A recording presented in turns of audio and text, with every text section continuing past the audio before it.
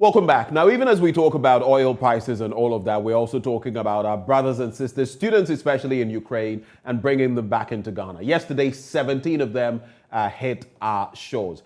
There's more as we connect with Frank Adoma, who is now in Romania. You would recall that we spoke to him a few days ago, and today he finds himself in Romania. Frank, thank you so much for joining the conversation. Thank you so much, Doc. Please, I'm in Hungary at the moment, not Romania. Oh, so did you go through Romania at a point, or you transitioned straight from Ukraine into Hungary? Because I know the borderline, you might have had to go through some other country.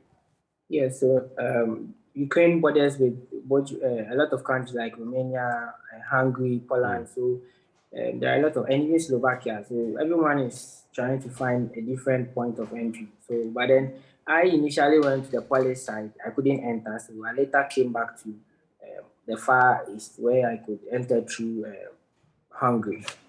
Okay, so it was directly from Ukraine into Hungary. Yes. Tell us about the process. We've heard, for example, people saying that Ukrainians, white-skinned, blue-eyed, were able to pass with even their pets, dogs, cats, and the rest, and that some of you of brown or black skin, depending on where you sit, were impeded in a way. Did you face any of that?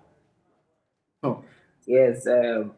We actually a group of mine from Ivano-Frankivsk drove to the last time I had an interview with you. We were on our way in a bus to the Polish border, and when we got there, they had made two barriers. So there is a barrier before you get to the main exit from Ukraine, and that barrier blocks every foreigner, but lets all Ukrainians pass. So what they do is the military has done a barricade where foreigners are kept. They don't allow foreigners to move. So when you get there, they will let you stand in the cold. But then they move their citizens in buses, and even some of them, as she said, are goes with their pets. Some of them even are given free buses to move. We had to walk almost like 28 kilometers before we got to that bar because there Wait, was so Frank, much. you're telling me you had to walk about 28 kilometers before you got that Yes, bus? we had to walk 28 kilometers with our bags, both ladies and men. We had to walk 28 kilometers. Sometimes when I tell people, they don't believe, but it is the reality. So Because so much. between which point and which point did you do the walking, the 28 kilometers? Yeah, so when you come out of the city of Lviv, right after the city of Lviv, that is when you head towards the Polish border. But about 30 minutes or 45 minutes drive away from the city of Lviv, you get to a point where the traffic starts. So all the cars trying to drive through all the cars that are trying to drive through the border to Poland, there is a very long traffic that number of kilometers that I just mentioned. So you can't use car to continue there. You have to walk to the border if you want to make it out. So it's a very long, and it's not just one person. Almost everyone was walking through that place. But it's unfortunate that Ukrainians were taking in buses through So, the so, so traffic, when and they you were speak led of the fact that ambulance. Ukrainians were being led through, but foreigners by and large being what? Africans or people of other descent as well in Ukraine? Yeah. So it's everyone. It's not just Africans. We had Indians. We have people from the The Middle East. United Arab Emirates. Like everyone apart from some Ukrainians were Right, were right. going to the city. Were you carrying the right documentation? What documentation were you carrying as you attempted crossing over into Hungary? We've been told that some of you were not able to get the right, educational documents as well as your travel documents, so you faced problems. What was the Yes. situation with you? For my group, everyone had the right documentation. What you need is the permits, resident permits in Ukraine, which is a card known as a portrait card, and you need your passport. These are the two main things that you need to be able to cross the border. So most of us had it, but some people too didn't have it because some had only come into the country just a few months ago, and their documents were with the Ukrainian authorities, which were being processed for them to get the temporal stay. So since this thing happened and it's an emergency, they couldn't get their documents back from the school, and they had to flee the country. So Now, when they get to the border, it's difficult for them to exit because they don't have the right documentation, like their passport and the public card, because it wasn't given to them by the school. Yeah. I am also, following the global media portals and all of that.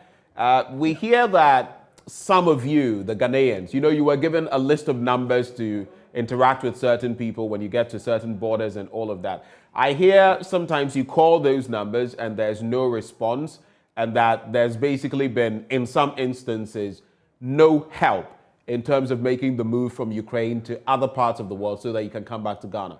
Clarify, is that correct? Is that information you've heard as well?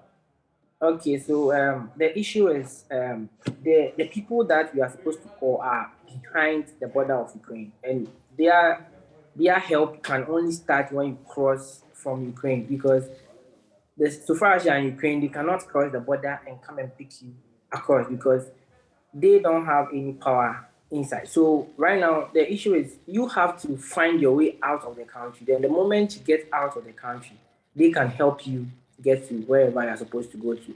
So I can say emphatically that it's not like they don't want to help, but then they don't have power if you are still in Ukraine.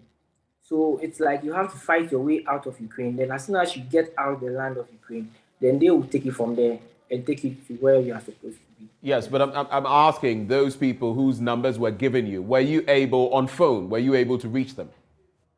Yes, we reached some of them, and they were willing to help, provided we cross the border. They'll be willing to help. But I don't know for other borders, because the person we contacted was willing to help us at any cost. But I don't know for other borders or other people. I can't speak for that. Again, some more clarity on the fact that we also hear that there are some, I don't know whether students, Ghanaian students as well, but who are not so willing to come back to Ghana. Have you got, any such information or heard of anyone Yeah. like that? So with that one, the issue is that when some of us are able to get out of the country, now some are in final year and some too are in advanced years, and they want to know what's next, because if the school is going to open maybe after the war or something, or the school is going to do something like a distant learning, or the school is going to give them a transfer to another school, it might literally be in any school around around Ukraine or in Europe or something. So some of the students here are holding on a bit to see if the school can get them a transfer or something to another school around, so that they don't come back to Ghana and all the years spent is kind of wasted or something like that. That is why. And some too, because the government has not really made the facilities available for the evacuation, so they are still here. Yeah, so I think this is what I know. Right. And so yesterday, some 17 students touched down in Ghana with different flights. How eager are you to come back? What are your expectations? I mean, what have you been told about in terms of the plans to get you back into Ghana? Yeah, so I got to Hungary yesterday, and when I got here, the people that received that gave us the assurance that they took our contacts and our details and give us the assurance that they are doing everything in their power to be able to evacuate some like us back to Ghana. So we are willing. Most of us are willing to come back to Ghana, just to come back to our families who are expecting us soon. So So I'm that's what basically we are. asking about timelines. Do you know, for example, how long it is going to take, when you can expect to be back in Ghana? No, please, we don't have it. We don't have any timeline, because no one has told us anything concerning the time or the exact moment we'll be evacuated from here. No one has told us anything like that. Do you have enough food? Do you have enough water? Do you have access to the basic necessities of life? Okay, so um, for some of us, like we had to flee, and most of our things got missing. So some of us don't even have dresses, some of us don't have food, but those who met us are trying their possible best, and they are trying to feed us as it stands now. But as to how long they can do that, we don't know, because according to them, those aids are not from government, but it's from individual donations and stuff. So as to how long they can hold on to that, we can't tell. But most of us don't have money on us and like things that can sustain us for a very long time. So for now, your institution where you were reading medicine, you're going online then to continue your studies online. Is that the shift for now? Yes, yes, please. Right now, what our school authorities told us is we will be starting online classes, I think from 12th of March. We were doing it, but because of people were migrating, so we had to put a hold on it for some time. But we were just told that from 12th of March, we would resume online studies until further notice. That's what we heard. Frank, I say this very cautiously, but it is a matter that has come up. And even recently, we've had some people, put in custody on the back of suggesting that, there could be a coup in our beloved country. And I'm sure if you follow the international front, you know that Guinea, Mali, Burkina Faso have had their own stints, unfavorable as they are, with coup d'etats. Now, for anybody who may be dabbling in coup mongering, or for anyone who might suggest that on the back of certain things happening in Ghana, we might be moving in that direction.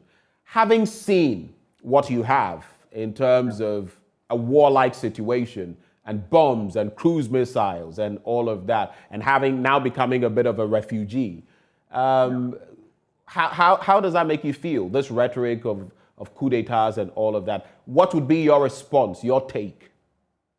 Okay, so the thing is, there is something that we all didn't know how war feels like. So sometimes when we talk about these things, we take them for a joke. But my take is like we should try out as much as possible not to do something that would destabilize the country, because Ukraine was a very peaceful country some few days back, or let me say some few weeks back. Everything was working perfectly.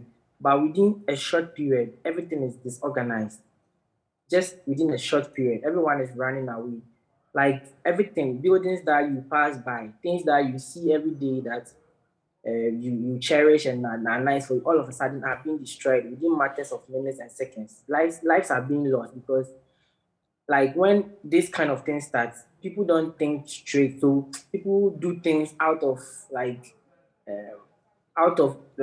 I don't know how to put it, but they do things hastily and things are not the same, because me seeing a lot of Ukrainians fleeing their homes, some crying, they are being separated from their parents, and some too they can't find it. It Right, was very irritating. So I don't think we should even think of because right. if Ghana is a very, very peaceful country, and we should try as much as possible to do everything to keep that peace. Because Frank, anything right. that will destabilize peace, we are going to regret it a lot. We are going to regret it a lot. Yeah. Frank, thank you so much for joining us, and we wish you the best as you try to move from Hungary and make your way back to Ghana. Frank Adoma is a medical student who was in Ukraine. He finds himself in Hungary now, trying to make it to Ghana. Now, as we wrap the show, come let's generate awareness about the need to give blood and save lives. As we walk, let's also think of ways in which we can improve our environment. Ghana needs you. I'm talking about Saturday, the 5th of March, 2022.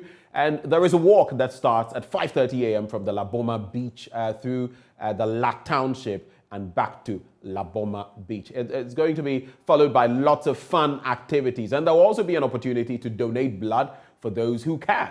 Remember, it is an awareness walk, so please come either way. The dress code is sporty, white or red t-shirt. It's powered by KSense Group Kwaba Foundation, National Blood Service Ghana, and the media sponsors Joy FM, JoyNews, Adum FM, Asempa FM, and Adum TV. Other sponsors, Lele Rice, Cocoa Processing Company, producers of Golden Tree Blue Skies, West African Rescue Association.